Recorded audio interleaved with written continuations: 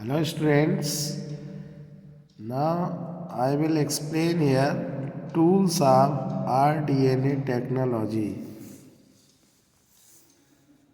Student, there are three main tools which are used in rDNA technology.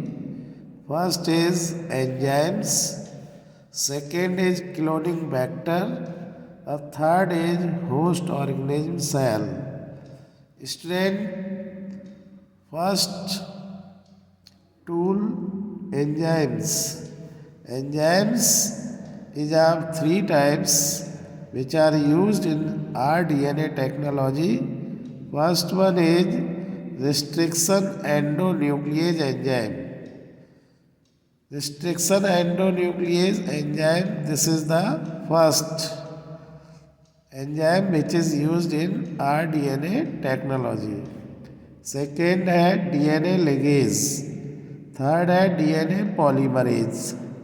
Student, restriction endonuclease enzyme are use to cut the desired gene from donor DNA या foreign DNA. और इसी का role ये भी रहेगा कि ये जो भी डीएनए का फ्रैगमेंट्स कट करेगा उसमें स्टिकी एंड्स होने चाहिए. स्टूडेंट, और ये किसी भी स्टूडेंट बैक्टीरिया का जो प्लाज्मिड होगा उसको भी ये कट करेगा और उसके भी स्टिकी एंड के साथ कट करेगा.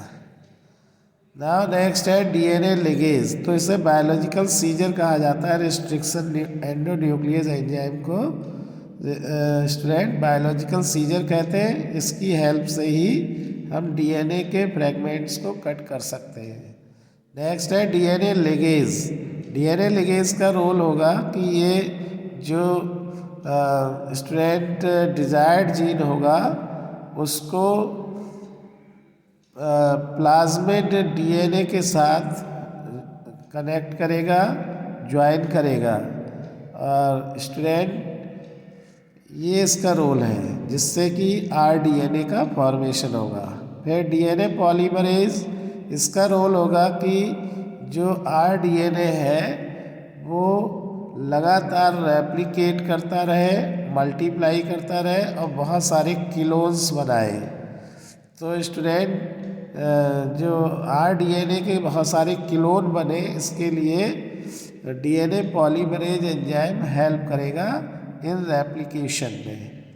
तो student, in this way you can understand the different enzymes which are used rDNA technology. Next student, firstly we talk about the enzyme, then cloning vector, then hosts. So now first one is enzymes. These enzymes are DNA modifying enzymes. ये जितने भी enzymes rDNA technology में use होते हैं वो DNA को modified करने में इस्तेमाल होते हैं. Student, first of all we discuss here restriction endonuclease. restriction endonuclease को स्टूडेंट बायोलॉजिकल सीजर कहा जाता है क्योंकि ये कट करता है DNA at specific location from plasmid as well as from the foreign DNA. तो फॉरेन डीएनए से या प्लाज्मिड डीएनए को एक स्पेसिफिक लोकेशन पे ये कट कर सकता है. और स्टूडेंट, इस तरीके से कट करेगा कि इसके जो कट पार्ट होंगे उनमें स्टिकी एंड्स को ये छोड़ेगा, वो भी दोनों डीएनए में, प्लाज्मिड डीएनए में भी और फॉरेन डीएनए में भी. तो student, in this way you can understand कि Y restriction endonuclease enzyme called the biological seizure. Now student, first restriction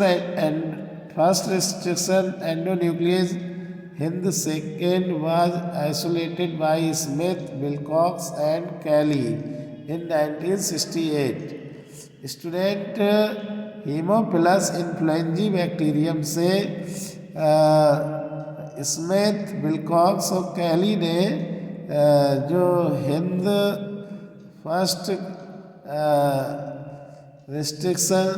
Hind second restriction enzyme को उन्होंने आइसोलेट किया था।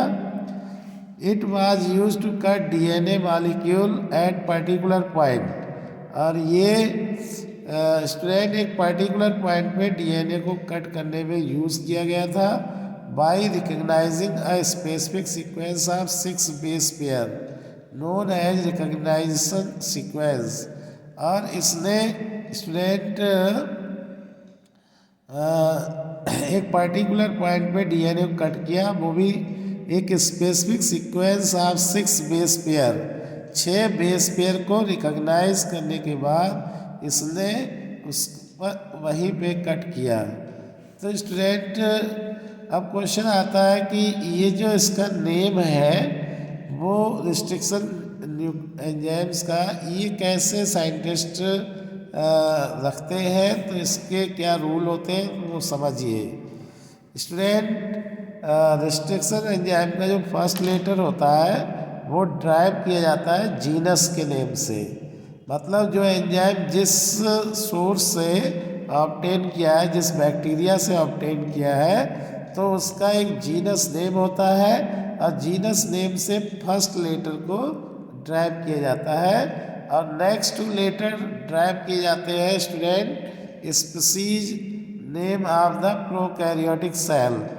प्रोकैरियोटिक सेल से प्रोकैरियोटिक सेल के जो स्पीसीज नेम होता है, जैसे बैक्टीरिया एक प्रोकैरियोटिक सेल है तो उसकी स्पीसीज के नेम से नेक्स्ट 2 लेटर लिए जाते हैं स्टूडेंट।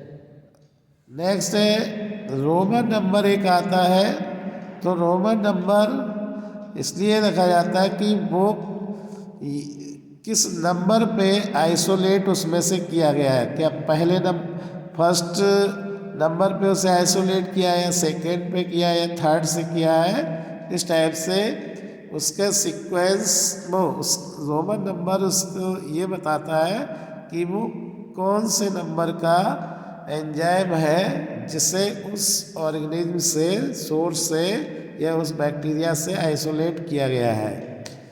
और इसके बाद स्टूडेंट बैक्टीरियल स्टेन का नेम आता है। बैक्टीरियल स्टेन कौन से बैक्टीरियल स्टेन से उसे ऑब्टेन किया गया है, जैसे यहाँ पे एक एग्जाम्पल की हेल्प से देखेंगे, इसको क्लियर करेंगे। जैसे eco R I is derived from Escherichia coli RY13। Eco R I को इश्चेरिचिया कोलाई RY13 से ड्राइव किया गया था। अब Eco R I is the enzyme name. अब ये एंजाइम का नेम कैसे रखा गया देखिए स्टूडेंट। ई यहाँ पे जो है फर्स्ट लेटर है, जो उसकी इश्चेरिचिया जीनस से फर्स्ट लेटर लिया गया है। अब फिर CO को 2 लेटर है इसमें, जो उसकी स्पीसीज कोलाई से लिया गया है। कोलाई में के जो फर्स्ट 2 लेटर है इससे को लिया गया है। R जो है यहाँ पे ये ई कोलाई का स्ट्रेन का नेम है। ई कोलाई का जो स्ट्रेन नेम है उसको R से डिनोट किया गया है। और यहाँ फर्स्ट जो है वो पहला एंजाइम आइसोलेट किया गया था इश्चेरिचिया कोलाई से। इश्चेरिचिया कोलाई से फर्स्ट एंजाइम को आइसोलेट किया गया था। तो in this way you can understand Eco R I का जो नेम रखा गया वो किस टाइप से रखा गया, कहाँ से कौन से लेटर लिए गए, तो ये सब यहाँ पे इंडिकेट हो रहा है। In this way you can understand.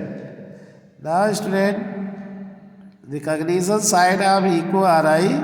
Eco R I किसी भी डीएनए को कट करेगा तो कौन सी साइड को रिकॉग्नाइज करेगा, तो जो 5' to 3' एंड होगा उसको स्टूडेंट ये GAATTC means guanine, adenine, adenine, thymine, thymine, cytosine.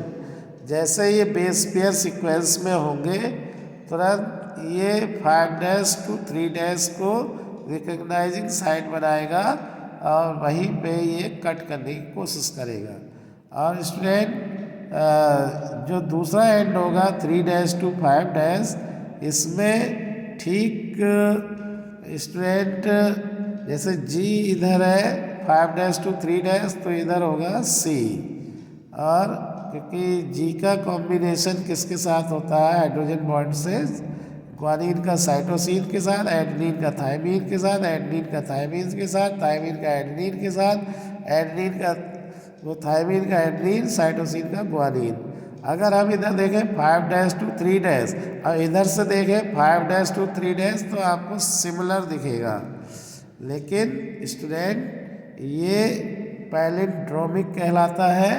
Palindromic का मीन्स है the sequence of base pair read the same on the both the DNA strand.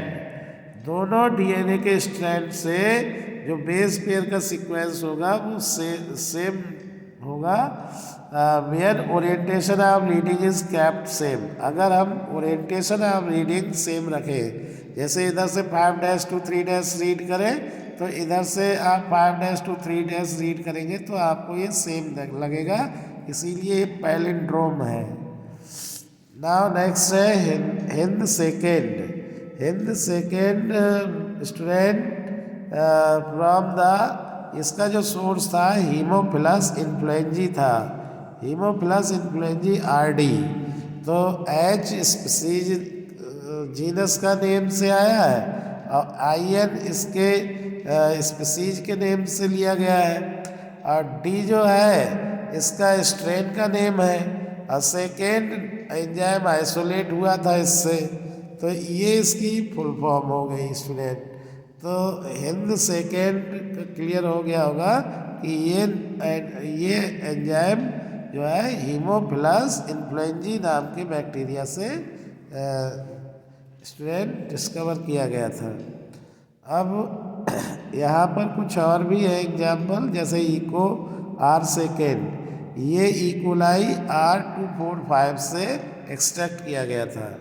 और बैम HI, ये स्टूडेंट बैसिलस अमाइलो लिक्विफेसियंस H से ये extract किया गया। और साल फर्स्ट जो है स्ट्रेप्टोमाइसिन एल्बस से एक्सट्रैक्ट किया गया था। PST फर्स्ट जो है प्रोविडेंसिया स्टर्टी नाम के और मतलब बैक्टीरिया से इसको एक्सट्रैक्ट किया गया था। Student these enzyme belong to class of enzyme called nucleases. ये सभी एंजाइम जो है एंजाइम के एक ऐसे क्लास से बिलोंग करते हैं जिसे न्यूक्लियस एंजाइम, न्यूक्लियस कहा जाता है। ये 2 टाइप्स के होते हैं, एक एक्सोन्यूक्लियस, एक एंडोन्यूक्लियस। एक्सोन्यूक्लियस स्ट्रैंड जो डीएनए के एंड्स पे कट करेगा, और एंडोन्यूक्लियस जो होगा डीएनए को किसी भी स्पेसिफिक पोजीशन के अंदर कट करेगा। तो डीएनए के बीच से कहीं से भी कट करेगा तो वो एंडोन्यूक्लियस, और जो एंड पे कट करेगा वो एक्सोन्यूक्लियस। स्टूडेंट नेक्स्ट है the recognising sequence of endonucleases are palindromic. और जो स्टूडेंट्स यहाँ पर एंडोन्यूक्लियस की जो रिकॉग्नाइजिंग सीक्वेंस होता है उसी को पैलिंड्रोमिक कहा जाता है। और पैलिंड्रोमिक का मीन्स होता है the sequence of base pair read the same on the both the DNA strand. मतलब यह है कि स्ट्रैंड डीएनए के दोनों स्ट्रैंड पे अगर हम देखें बेस पेयर का सीक्वेंस सेम रीड किया जाता है अगर उनका ओरिएंटेशन हम सेम रखें, तो इसी को पैलिंड्रोम कहा गया है। जैसे एग्जाम्पल है 5' to 3' GAATTC है, तो इधर से दूसरे एंड से भी देखें उसके सेम ओरिएंटेशन से तो भी GATTC रहेगा। और स्टूडेंट ये आपने देखा होगा जब डीएनए मैंने बताया था तो डीएनए में एक स्ट्रैंड 5' to 3' की तरफ होता है तो दूसरा 3' से 5' की तरफ होता है।